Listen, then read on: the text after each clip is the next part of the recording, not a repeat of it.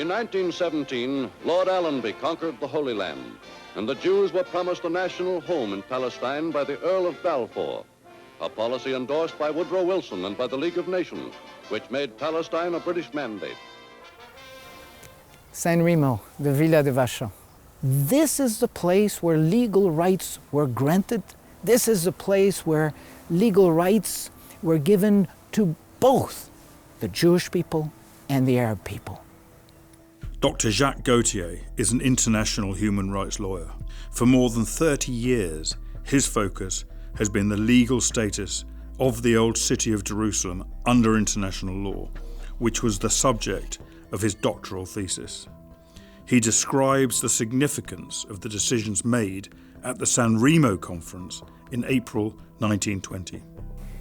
It's in this place that the leaders with the power to make binding dispositions with respect to the Ottoman territories deliberated and made the decision, having heard claims from the Zionist organization in Paris in 1919 during the Paris Peace Conference, having heard submissions from the Arab delegation in respect to what they wanted in the Ottoman territories.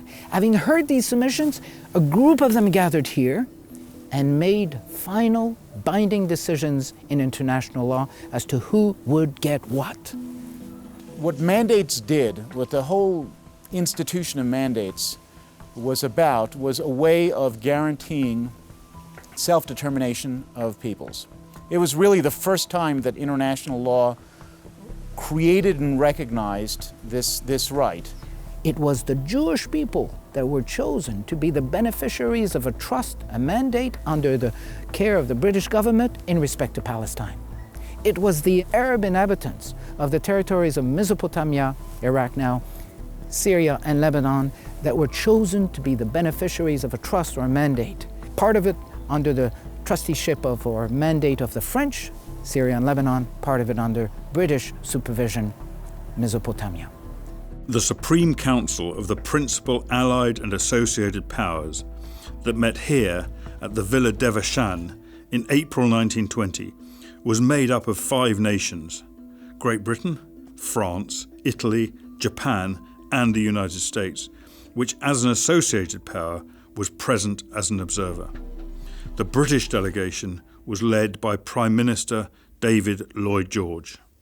San Remo, from the legal point of view, is the major link between the Balfour Declaration of 1917, which was a promise, but it wasn't a legal commitment, it wasn't a legal document, it's a vital historic document. But San Remo turned it into an international commitment. The difference is that these powers now can give rights to others. They do have the power of disposition. They receive it in treaties, such as the Treaty of Sèvres of August 1920, and later the Treaty of Lausanne of 1923. In these treaties, they are specifically granted title.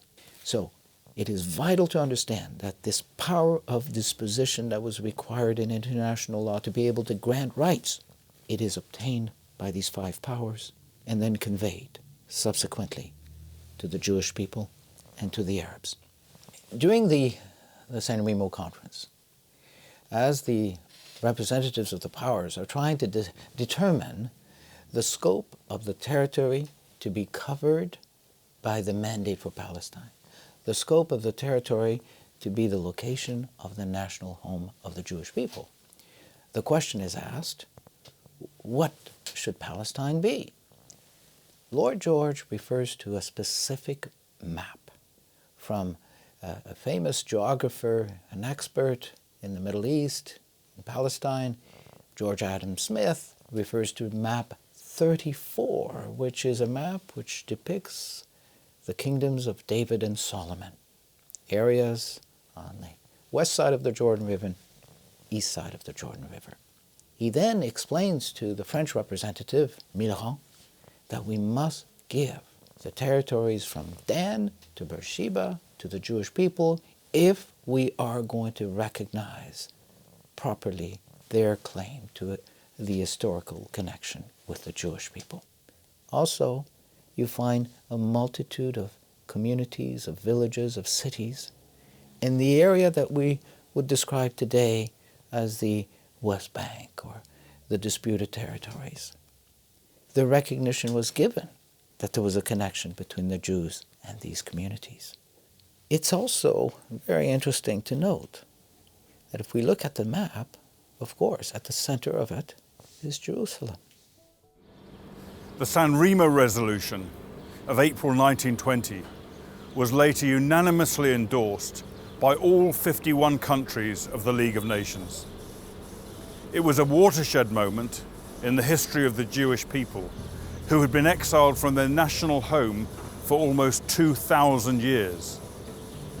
Referring to the San Remo Resolution, Chaim Weizmann, who would later become the first president of Israel, told the Zionist Annual Conference in July 1920, "That recognition of our rights in Palestine is embodied in the treaty with Turkey and has become part of international law. This is the most momentous political event in the whole history of our movement. And it is perhaps no exaggeration to say, in the whole history of our people since the exile." The Zionist Organization of America had a similar reaction. The Zionist Organization of America similarly declared that the decision of the Supreme Council of the Principal Allied Powers, in other words, the San Remo decision, crowned the British Declaration, which is, of course, the Balfour Declaration, by enacting it as part of the law of nations of the world. Some contend that the intent of the Balfour Declaration, the intent of the decisions of the Allies in San Remo, and then as reflected in the provisions of the Mandate for Palestine, merely meant that a national home would be established in a small component of what was Palestine. This makes no sense.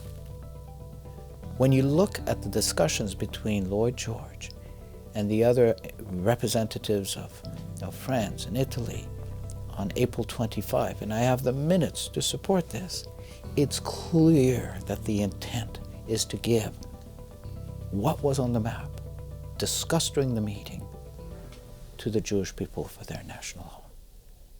The Jewish national home was a term, a euphemism that the Zionists themselves used to mean a Jewish state. The British were under no illusion that it meant something else. They knew it meant a Jewish state. This is what Lord Arthur James Balfour himself said when he approved the Balfour Declaration at a cabinet meeting on October 31st, 1917. The late Howard Grief began practicing law in 1966. For many years, even before that, he had an interest in Middle East affairs. In the 1980s, he began to examine long-hidden documents in the British National Archives that minuted the San Remo Conference of 1920. As a result, he published the book The Legal Foundation and Borders of Israel Under International Law. He also discovered exactly what was the eventual projected outcome for the Jewish national home in the Balfour Declaration. During the cabinet session of October 31st, Balfour himself said that eventually, if the Jews take advantage of the possibility that they're given and come into Palestine in sufficient numbers, they will have their own Jewish state. This was also approved by the Prime Minister, David Lloyd George. Minute 12 of the War Cabinet meeting of the 31st of October 1917 records Lord Balfour's intentions as follows. As to the meaning of the words national home, to which the Zionists attached so much importance, he understood it to mean that some sort of British, American or other protectorate under which full facilities would be given to the Jews to work out their own salvation and to build up, by means of education, agriculture and industry, a real centre of national culture and focus of national life.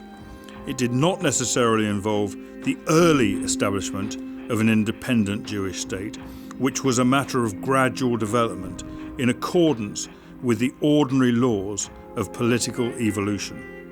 So there was no doubt that when the Balfour Declaration was issued, it meant a Jewish state. However, the idea that the possibility of the Jewish national home becoming a Jewish state was later denied by the British government. In the next episode of Whose Land, we look at the role of Winston Churchill in the mandates.